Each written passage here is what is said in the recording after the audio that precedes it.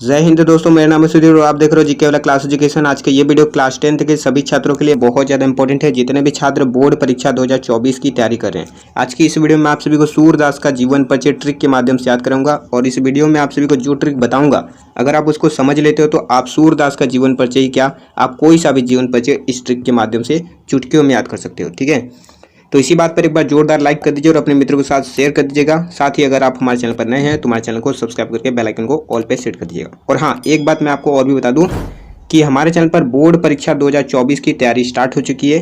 ठीक है, इसके पिछले वाले वीडियो मैंने आप सभी को हिंदी गद्यांश का एक चैप्टर पूरा कंप्लीट करा दिया है। ठीक है, आचार्य रामचंद्र शुक्ल का मैंने जीवन परिचय उनकी रचना ट्रिक को माध्यम से याद कराया था। ठीक है, और उसी के साथ साथ मैंने उनका मित्रता पाठ का सारांश भी बताया था और उसका अभ्यास भी करा दिया था। आप जा करके वीडियो वाले सेक्शन में देख सकते हैं। अब जैसे ही हमारा हिंदी पद्यांश का एक चैप्टर पूरा कंप्लीट हो जाता है, उसके बाद मैं आप सभी का अनिवार्य संस्कृत का एक चैप्टर कंप्लीट कराऊंगा। ठीक है, तो सभी वीडियोस के साथ आप सभी को पीडीएफ फ्री नोट्स भी आप सभी को इस चैनल पर मिलता रहेगा। और पीडीएफ इस वीडियो का भी डाउनलोड करने के लिए आप हमें टेलीग्राम पर फॉलो कर सकते हैं। वहाँ से बिल्कुल एक क्लिक में आप इस वीडियो का भी पीडीएफ फाइल डाउनलोड कर सकते हैं। तो चलिए दोस्तों, आज की इस वीडियो को शुरू करते हैं। तो सबसे पहले बात करते हैं सूरदास के जन्म के बारे में। सूरदास का जन्म 1478 ईस्वी में हुआ था। कहाँ पर हुआ था? आगरा से मथुरा जाने वाली सड़क के पास हुआ था। ठीक है, कौन से गांव में? रुनकता नामक गांव में हुआ था।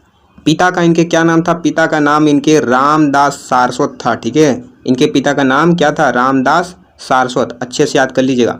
और देखिए, मैं आपको जिस पैटर्न से याद करवा रहा हूँ, इस पैटर्न को आप अच्छे से समझ लो, बस आपको कोई सा भी जीवन परिचय आराम से याद हो जाएगा। ठीक है, और हाँ, एक बात मैं आपको और भी बता दूं कि ये जो सूरदास का जीवन परिचय ये आपका हर साल आता है। ठीक है, 2023 में भी, 22 में भी, 21 में भी लगातार आया है। ठीक है, आप 2024 में भी आप सभी का ये जीवन परिचय आने वाला है और ये 5 नंबर का आएगा। आप सभी के लिए बहुत ज़्यादा इंपॉर्टेंट है। ठीक है, चलिए इनके जीवन की घटनाओं के बारे में जानते हैं। पहली घटना ये हुआ कि सूरदास बचपन से ही विरक्त हो गए थे, माने बिल्कुल अकेले हो गए थे, किसी से बातचीत नहीं करते थे। ठीक है, और क्या किए कि वो गौ घाट में जा करके, गौ घाट पर रह करके विनय के पद गाने लगे। ठीक है, वहीं पर सूरदास का भेंट हो जाता है किससे? वल्लभाचार्य से। और सूरदास क्या करते हैं? अपने द्वारा रचित, स्वरचित माने अपने द्वारा रचित ये जो पद था, विनय का पद, गा करके सूरदास ने वल्लभाचार्य को सुना दिया।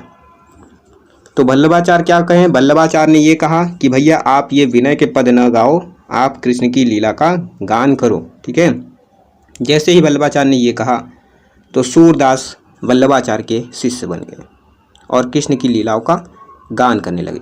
देखिए कितना सिंपल है, आप समझ जाएंगे, बहुत ही आसान तरीके से, स्टोरी टाइप का है। ठीक है, देखिए क्या हुआ, एक बार फिर से मैं आपको समझा देता हूँ।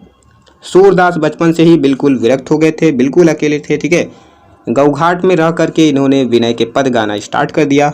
वहीं पर भेंट होता है सूरदास का वल्लभाचार्य से और सूरदास ने ये जो विनय का पद था, जो स्वयं इन्होंने रचा था, उसे गा करके सुना दिया। तो वल्लभाचार्य ने इस पर रिप्लाई मारा कि भैया तुम ये विनय के पद न गाओ, कृष्ण की लीला का गान करो। ठीक है, तो वहीं से सूरदास वल्लभाचार्य के शिष्य बन गए और कृष्ण की लीला का गान करने लगे। उनकी बात अर्थात मान लिया उन्होंने। ठीक है, बस इस तरीके से आप याद कर सकते हो। और देखिए इनके जीवन में क्या हुआ कि वल्लभाचार्य के पुत्र कौन थे? विट्ठलनाथ थे। अच्छे से याद कर लीजिए, वल्लभाचार्य के पुत्र विट्ठलनाथ। विट्ठलनाथ ने अष्टछाप के नाम से सूरदास सहित, यानी उसमें अष्टछाप के जो कवि थे, ठीक है, उसमें सूरदास का भी नाम था। ठीक है, वल्लभाचार्य के पुत्र विट्ठलनाथ ने अष्टछाप के नाम से सूरदास सहित 8 कृष्ण भक्ति कवियों का संगठन किया। और सूरदास की मृत्यु कब होती है? देखिए, सूरदास की मृत्यु 1583 ईस्वी में हुई थी। कहाँ पर हुई थी? गोवर्धन के पास पारसौली नामक गांव में हुआ था। ठीक है, इस तरीके से आप याद कर सकते हो। उसके बाद सूरदास की जो भाषा थी वो कैसी थी? ब्रज भाषा के कवि थे सूरदास। ठीक है, सूरदास कौन से भाषा के कवि थे? ब्रज भाषा के कवि। अच्छे से याद कर लीजिएगा। अब देखिए इनकी रचनाओं के बारे में जान लेते हैं। एक बात मैं आपको और भी बताना चाहूँगा, बट उससे पहले रचना देख लेते हैं। देखिए सूरदास की जो रचना है कौन कौन सी है? सूर सागर, सूर सारावली, साहित्य लहरी, सूर पच्चीसी, गोवर्धन लीला, नाग लीला और पद संग्रह। ठीक है, वैसे तो सूरदास की और भी रचना है और मैंने आप सभी को सूरदास का जो रचना था ट्रिक के माध्यम से याद भी करा दिया है। और अगर आप बोलोगे तो मैं आप सभी के लिए इसके ऊपर फिर से ट्रिक बना करके लेते आऊँगा। और नेक्स्ट वीडियो में मैं आप सभी को सूरदास का जो पद है उसका पूरा व्याख्या बताऊँगा। तो बस आज की इस वीडियो में इतना ही।